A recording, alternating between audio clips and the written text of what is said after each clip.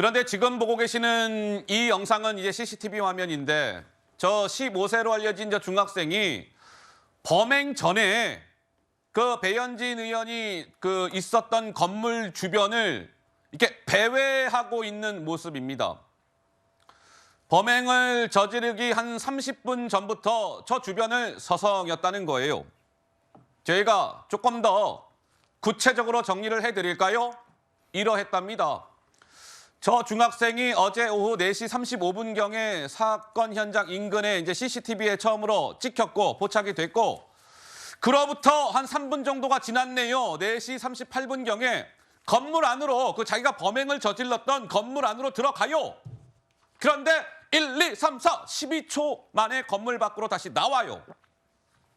그랬다가 4시 49분경에 다시 건물로 들어가요. 그랬다가 급기야 배현진 의원이 그 건물에 나타나자 어제 오후 5시경에 배현진 의원 맞지요? 확인 들어갔고 맞다라고 하니까 공격을 했다.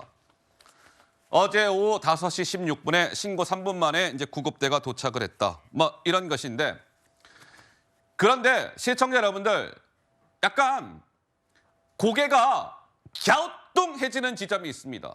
바로 이 부분이죠. 저 15살 중학생은 왜 30분 전부터 주변을 배회하고 있었던 것일까? 두 번째, 배 의원 맞지요? 신분 확인을 2차례 들어갔다.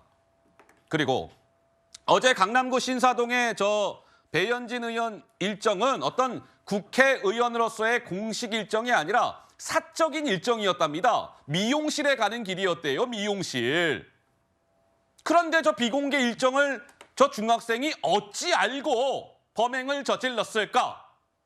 그런데 저 범행이 있었던 저 건물은요, 10대 중학생이 들어갈 만한 건물이 아니라는 거예요. 왜?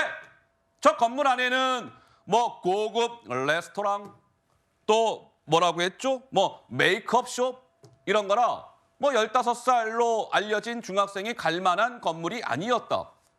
그런데 어찌 범행을 저렇게 저지를 수 있었을까? 철저하게 계획적으로 계획 범죄를 저지른 것 아니냐 이런 해석이 나오는데 우리 성추행 부의장은 좀 어떻게 보세요? 그렇게밖에 볼 수 없을 것 같습니다. 뭐 우발적 범죄였느냐, 계획적 범죄였느냐, 뭐 이 정도만 지금 아직 뭐 수사 결과가 나오지 않은 상황이기 때문에 그 정도만 판단할 수 있는 것 같은데요. 적어도 우발적인 건 아니다라는 정도는 우리가 확인할 수 있을 것 같아요. 근데 너무나 충격적인 것은 어린 학생이지 않습니까? 그래서 저는 어린 학생이 왜 그랬을까에 너무 집중이 되어 있는데 결국 어린 학생이 저런 둔기로서 정치인을 테러하는 행위를 과연 뭐를 보고 배웠을까? 저는 어린이들 이 어린 학생들의 행동은 결국 우리 사회의 모습을 반영하는 거라고 생각합니다. 결국 어른들의 어떤 행동을 보고 어른들의 어떤 언행을 보고 배운 것이라고 생각합니다. 그렇기 때문에 저 학생의 뭐 배경 뭐 이런 거에 너무 집중하기보단 왜 우리 사회가 저런 학생들의 행동까지 이어졌는지 그런 거에 대한 좀 논의가 집중됐으면 좋겠는데 아직까지는 아무래도 사건 초기다 보니까 저 학생은 누구며 왜 무엇을 어떻게 이거에 너무 집중돼 있는 것 같아서 이재명 대표 피습 때도 그랬거든요. 불과 23일 이제 24일이 됐네요. 불과 24일 전입니다. 이 논의의 다음 단계로 지금 넘어가야 되는 그 상황이 오지 않았나 그렇게 보고 있습니다. 좀 전에 그 그래픽을 다시 한번 좀 볼까요? 계획 범죄 정황들이라는 제목의 그래픽을 말하는 겁니다. 준비되는 대로 넣어주세요. 자, 1, 2, 3, 4. 시청자 여러분들도 제가 조금 전에 설명을 드렸지만 다시 한번 좀 봐주세요. 이 4가지 지점들.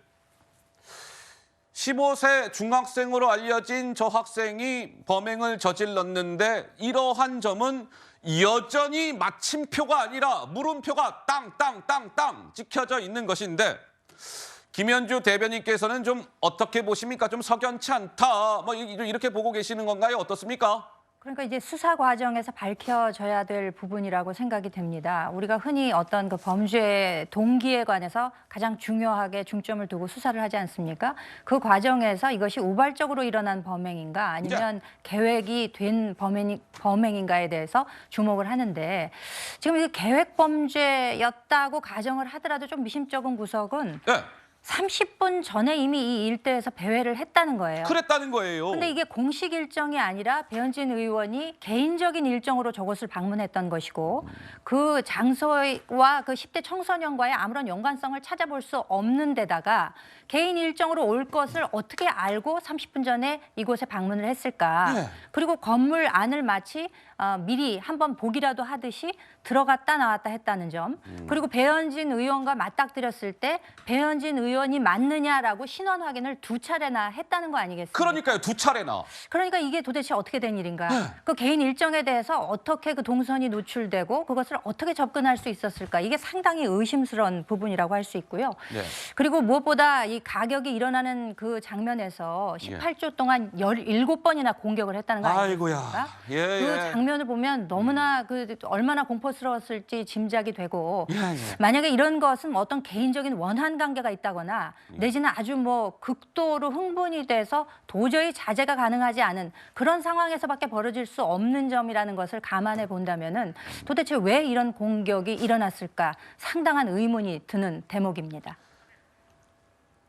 우리 시청자 여러분들께서도 뭐 영상을 보신 분이 계시겠지만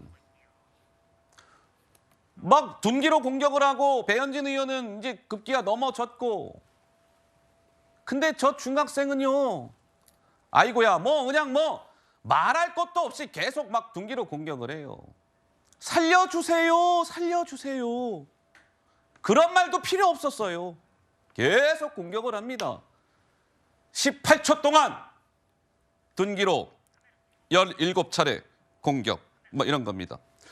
자, 순천향대 병원으로 이제 그 배현진 의원이 옮겨졌고 응급 수술을 받았는데 배 의원의 주치의 박석규 순천향병원 신경외과 교수는 배현진 의원이 병원에 왔을 때 출혈이 좀 있었고 따라서 2번 봉합을 했습니다. 이렇게 밝혔습니다. 들어보시죠. 응급실에 오셨을 때 의식은 뭐 명료한 상태였고 통증이 좀 있었고요. 1cm 정도 있었습니다. 근데 이제 2번 봉합을 했습니다. 출혈이 또 나중에 보이는 수가 있어서 상태를 좀 봐야 된다. 지금은 잘 표고가 안 날 수 있지만은 팔이라든지 뭐 이제 뭐 가슴 뭐 이런데 손상이 있는지 그거는 차차 또 확인을 해봐야 될 것 같습니다. 자, 뭐 2번 봉합을 했고 배현진 의원실에서는 지금 현재 상태와 관련해서는 이렇게 전했습니다. 식사는 하고 있는 것으로 알고 있다. 의식이 없거나 뭐 대화가 불가능한 건 아니다. 어제는 아까 제가 말씀드렸죠. 머리를 자르러 신사동에 갔던 것이다. 만 2, 3개월에 한 번씩 가던 곳이다. 일정을 나도 몰랐다. 그러니 배현진 의원의 뭐 지극히 개인 일정을 소화하는 과정에 괴한으로부터 공격을 받았다. 뭐 이런 거 아니겠어요. 배현진 의원실 관계자는 또 이런 얘기도 합니다. 긴장이 풀려서인지 어제보다 통증이 더 나타나고 아파요. 뭐 이런 거 아니겠어요. 어지럼증이 심한 상태다. 오늘 퇴원은 어려울 듯하다. 뭐 MRI 정밀 검사를 받는다. 뭐 이런 얘기도 나왔는데 우리 김수민 평론가님 한 말씀 듣고 갈까요?